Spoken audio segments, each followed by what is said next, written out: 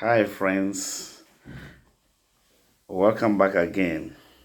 I apologize for being absent for a pretty long time. I traveled and I was also engaged in some other things, so I was not able to put or to post some videos for a pretty long time, and I apologize for that.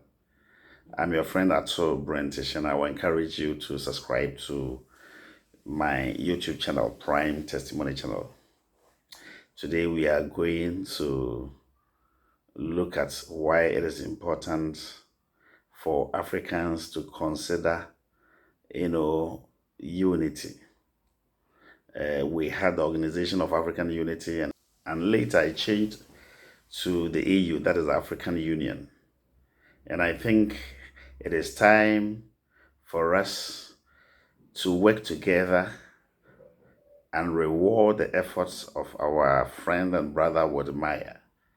He's been going out preaching the importance of us trading together as Africans. And I believe that you all agree with me that it is very, very important for us to consider this critically so that it will make movements within, not only within the sub-regions, but within the whole of Africa very easy. Because if that unity is not realized, it will be difficult for us to trade among ourselves. When you look at what is happening in this world, where some people are considering BRICS, where others are also considering other, unions. Even the existing unions are being challenged because they realize that it looks as if what has been accepted as the status quo is no more helping. It may be helping some countries, it is not helping others. But for all of us to have a fair share in the cake, I mean the global cake, then we must do things in such a way that it will not benefit only one particular country or few countries, but all of us. So it is important for us to consider this. Can you imagine Africans trading among themselves the benefits that we stand to get? Usually when people want to go, on holidays, they think of traveling somewhere far outside Africa. But within Africa, there are very beautiful places that you can travel to. Can you imagine when we do these frequent travels within Africa, the kind of benefits other African countries will derive from the, foreign exchange? Because as you travel to other people's country, you do not only shop, but their hotels also, get to benefit.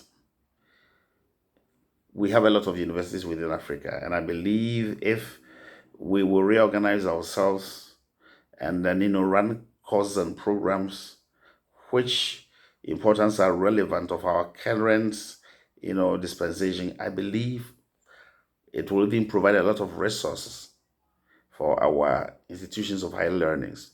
You agree with me that in Europe and America, it is the school fees or the tuition fees and other fees that international students pay that generate a lot of wealth for their universities. And if we are also to do that, for example, my country, Ghana, has a comparative advantage in teacher training and nursing training.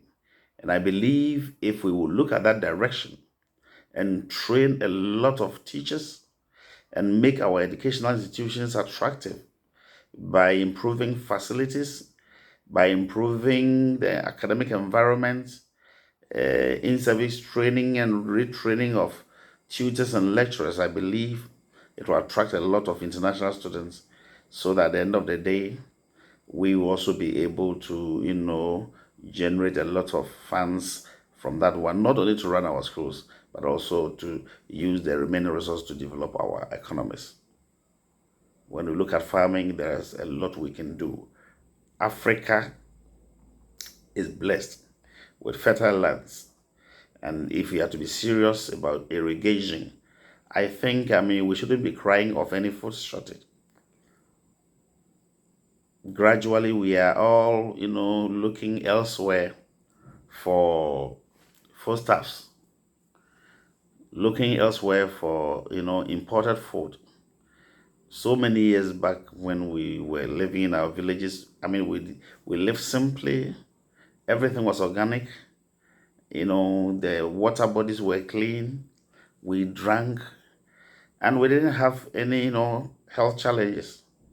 But these days that people are prospecting for gold and doing all sort of things, our water bodies, especially that of Ghana, are polluted. And at the end of the day, it is not helping, the environment. So we should look within. There are a lot of things that we'll be able to put in order so that we'll be able to develop as Africans. That is why Wode goes from country to country, projecting the positive sides of Africa, encouraging us that not everything is bad about Africa, as has been told. And I'm glad that gradually people are growing and learning to realize the truth. Usually, when other people want the truth about Africa, they will definitely find a way. But I don't understand why they usually, or outsiders, or some other people usually project only the negative aspect of Africa. When we are talking about people who are homeless, they are in every country. You will see them, but you will not see their media projecting these almost all the time. But when it comes to Africa, the story is different, as if every negative thing comes from Africa. Yes, we know that there are certain attitudinal changes that we need as Africans so that we will be able to do things better. But it doesn't mean that everything about Africa is bad. So be proud that you are a black African. Be proud that you are a yellow African if we have yellow people. Be proud that you are a white African. Whatever African that you are, be proud that you are an African. Thank God for, where you find yourself. Because it is in God's own wisdom that happened that you have to be born in Africa. And knowing where you come from, then you have to do everything you can to develop it. And it will begin with the change of our mindset.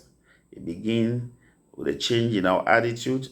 It begins by loving ourselves, appreciating what we have, joining strength with one another, joining resources with that of one another, so that we'll be able to gain the kind of strength that we need to face the world. My name is Atso Brentishan. Check me out in my next video. Bye-bye.